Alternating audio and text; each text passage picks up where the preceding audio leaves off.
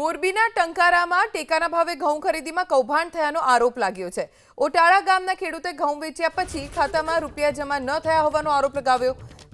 Godown staff તરફથી ખેડૂતને પાકું બિલ ન આપતા ખેડૂત રૂપિયાથી વંચિત રહી ગયા।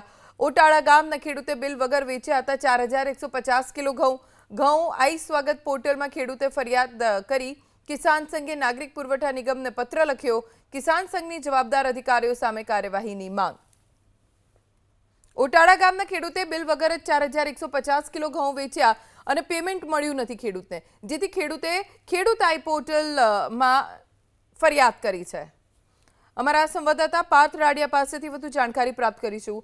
પાર્થ, ખેડૂતે કોઈ બિલ વગર જ ઘઉં વેચી દીધા, હવે રૂપિયા મળી નથી રહ્યા, શું વ્યથા છે ખેડૂતની, ક્યાં ક્યાં રજૂઆત થઈ છે?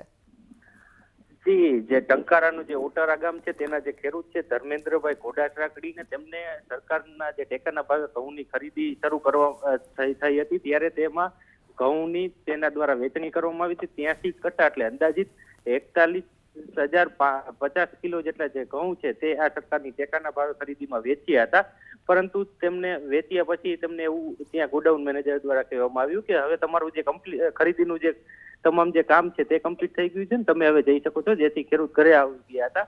અને તેમની સાથે રહેલા અન્ય ખેડૂતોને હવે જ્યારે ચૂકવણી જ્યારે થઈ રહી છે ત્યારે અન્ય ખેડૂતના ખાતામાં આ ઘઉંના જે રૂપિયા છે તે આવી ગયા હતા। પરંતુ આ જે ધર્મેન્દ્રભાઈ ઘોડાસરા છે તે ખેડૂતના ખાતામાં જે ઘઉંની વેચણીના પૈસા ન આવતા તેમને તપાસ કરવામાં આવી હતી અને ગોડાઉન સહિતની જગ્યાએ તપાસ કરવામાં એને ધ્યાનમાં આવ્યું હતું કે તેમના જે ઘઉં છે તે સ્ટોકમાં બોલતા જ નથી, અને જેના કારણે તેઓ દ્વારા જે અલગ અલગ જે પુરવઠા વિભાગ હોય, પછી સ્વાગત પોર્ટલ હોય સહિતની જગ્યાએ હાલ તેઓ દ્વારા અરજી કરવામાં આવી છે।